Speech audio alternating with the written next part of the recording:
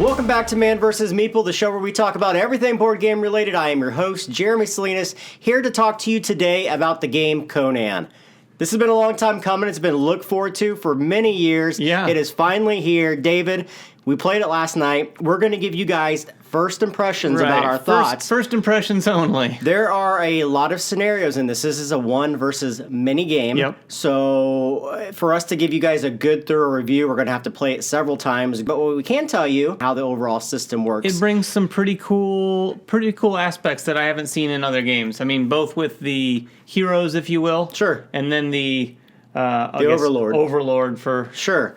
Let's talk about some of the components first so you guys know what you're getting with Conan. There's 75 plus miniatures in the game. We could have done an unboxing on this thing. Sure. There are two massive trays full of miniatures, and these miniatures are fantastic. I mean, here's a really good example of some of the detail you probably can't see, but we might throw it up. Yeah. Just an amazing amount of miniatures, and they're not all the same. I mean, they've got a lot of sort of fodder, but a lot of unique characters as well. Not only the heroes, but the enemies. The game comes with 2 player boards that are double-sided.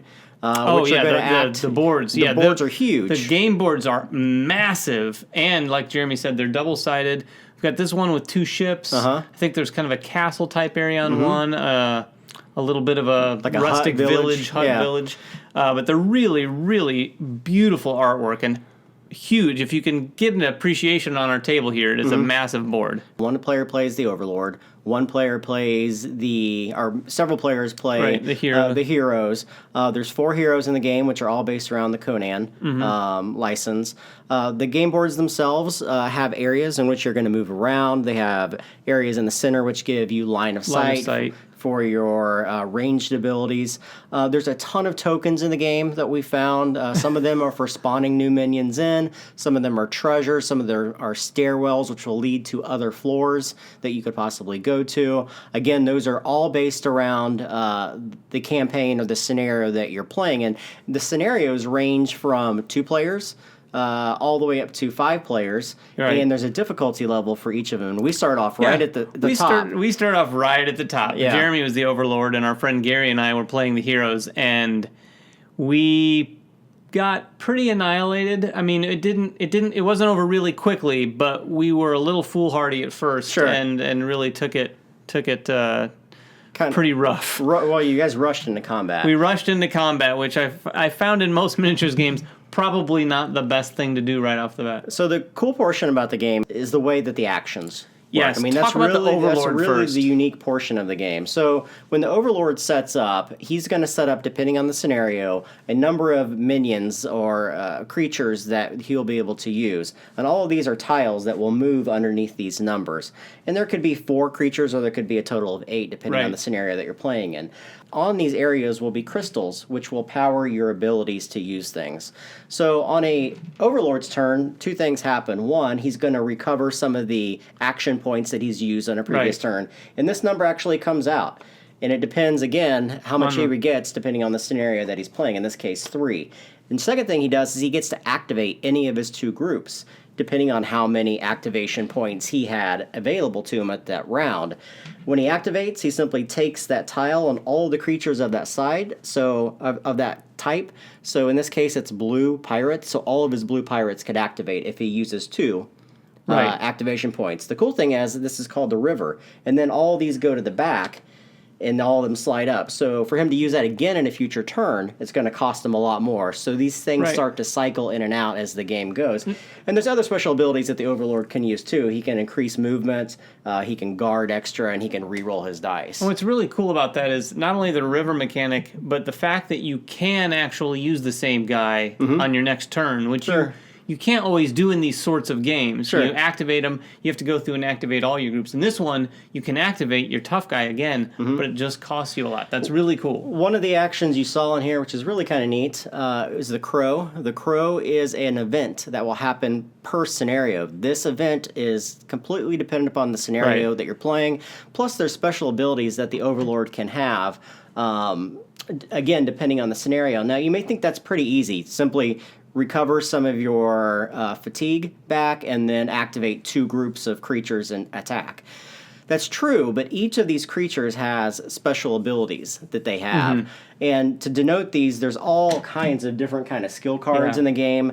A lot of nice player reference cards in here that are absolutely necessary to have on the table. And they're all color coordinated, so not only do your minions and creatures have skills, but your heroes do too. The heroes have a lot of skills. And the heroes work a little bit differently.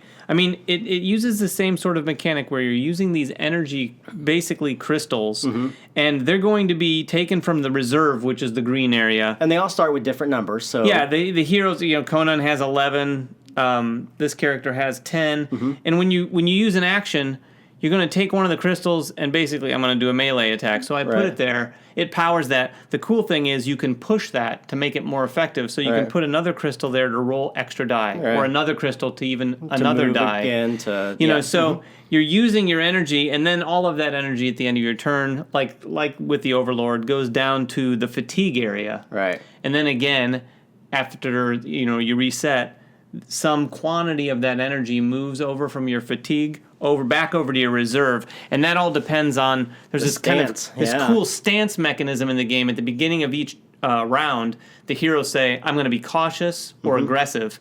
If you're aggressive, you can do anything you want, but you don't recover as much of the crystals. Right. If you're cautious, you obviously get more. But you can only guard. You only guard and defend. I think. Yeah. So you're very cautious if you do that. You don't want to be near any enemies. Yeah, and the cool thing too is that each of these heroes starts with their own weaponry and their own defense dice from the armor. I mean, like any typical one versus many game, there's treasure chests, there's places on the board that you can go to search, to find other pieces of equipment that you can use. The cool thing about this is that each of the characters has an encumbrance as well, so they can only carry so much. They can carry more than their encumbrance, but they get penalized in some of those areas for doing so. A lot of those hero effects that Jeremy was mentioning at first, those will just cease to be. If your encumbrance is over, say, 6, you can no longer swim. Sure. Or it'll affect your running. If it's over 5, you can move 1 less. Or if it's over 10, you can move 2 less. Right. So there's some things to keep track of there, but it's very cool. But as we said, these powers, you really have to pay attention to them and use them. Otherwise, in fact, our first round last night, we totally missed the idea of Conan's special ability, which is massive. He hits someone and it kind of chains to a bunch of enemies. Sure. I like this game. We've only played it once, and we'll say that right off the bat. The rules are not very well written. I believe they were originally written in French. The rules are pretty rough. And the translation is difficult. There's a lot of little nuances in the game that you really have to kind of read through it a couple times to figure out. And then hopefully some of those answers are online as well. There's some, like the circular strike we did last night, trying to figure out how it works, because it's not really well referenced in the rules. So the rules are a little bit challenging. It can be a little fiddly, but that's not really too different than a lot of one versus many games. Sure. Those games require someone to really thoroughly read and understand all the rules so that they can guide you. Usually the Overlord, usually the guy who owns the game. Yeah. And that's true here too, for sure. I like the gym mechanism too. I really enjoy the aspect of trying to figure out if you want to keep these for your next turn in order to defend, or if you want to use them all, knowing that you're only going to recover a small amount of them.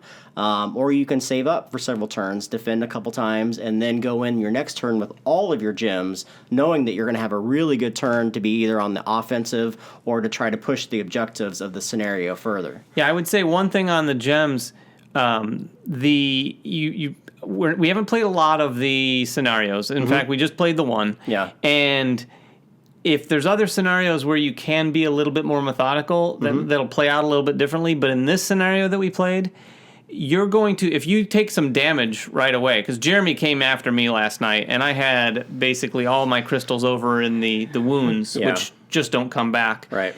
At that point, I'm playing with 4 crystals. Sure. So I felt a little stifled. Now, thematically, that's really cool, because it's like I'm injured. Obviously, I'm going to be less efficient. Right. But gameplay-wise, I really felt like I was next to useless at a certain point. It just felt like death was lurking at any turn. Now, we had a really interesting conversation last night, David, about preferences and what we like in games. Now, both of us are not huge dice chucking fans. And this is really a dice chucking game where you roll your dice, you have some mitigation to re-roll your dice, but typically what you roll is what you get, right? It's very much like your Ameritrash style games. All those games, your Imperial Assaults, your Mansions of Madness, your Descents, all those are in the same type of vein. How would you compare those to that style of game? Some of those have some differences. One of the points I made last night is, I think my preference is for this type of game, I like the more methodical character space, grid type movement. This is one of those games where there's big area spaces. So when you move, you're moving one massive area, and then you could be in a space with many characters, 7-8 other people. Whereas in Descent, you're really moving space by space, more like the traditional RPG, old school D&D, grid movement, which I prefer. I like that. I like the slower paced game where you're sort of going around corners and looking down hallways and things like that. This felt more just combat, massive combat, giant arena, which is fun in its own right, but I think I prefer more of the grid-based games. And again, we both wondered if that's just the first experience that we played with the game, the scenario that we played. One of the scenarios we were going to play is one of the starting ones, but it required 5 players. Right. You guys could have played 2 each, I guess. But it was more of a go out, search, try to find a princess who's hidden somewhere on the board. So it really kind of depends on, I guess what I'm trying to say is we need to play it a couple more times to figure out if that's true, if this is truly just an arena combat style game, or if it plays more into the Imperial Assaults or the Descents, those styles. Yeah, and I do want to play it. This, like we said, this is not sort of in our wheelhouse, but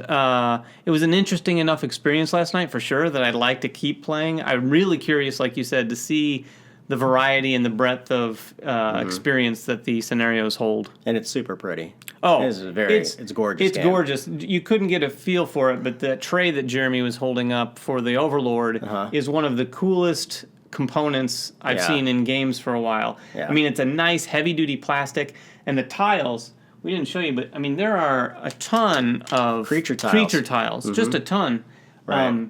And we didn't parade all of the miniatures out on the table, but there are some really cool miniatures in this game. And they're high quality stuff. Very high quality. Anyway, that is Conan. If you guys like one versus many games, I would go check this out, especially if you're a Conan fan.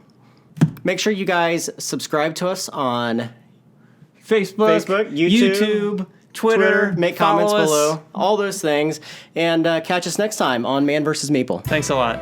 Season 1 of Man vs. Meeple is sponsored by TMG Games, publisher of great games like Yokohama, Guilds of London, and the soon-to-be-released Colosseum.